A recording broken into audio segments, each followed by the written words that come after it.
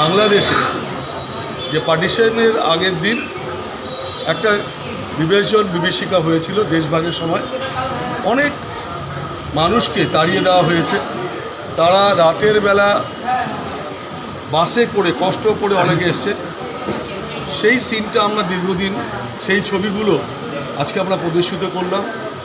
1947, 1971 এবং 5ই আগস্ট এই ঘটনাগুলো ঘটছে। এগুলো বিভীষিকার মধ্যে দেশ ভাগের পরে হচ্ছে। তো আমরা মনে করি দেশ স্বাধীন হয়েছে, কিন্তু এইরকম সিন আমরা চাই না যে এক দেশ থেকে আরেক দেশকে তাড়িয়ে দেওয়া, আরেক দেশকে অত্যাচার করা।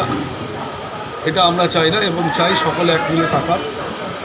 তাই আজকের আমরা সেই পুরনো স্মৃতিটাকে, যেখানে বেশিরভাগ লোক উদ্বাস্তু, তাদেরকে সেই স্মৃতিগুলোর উদ্দেশ্যেই আজকের এই অনুষ্ঠান আমরা করছি।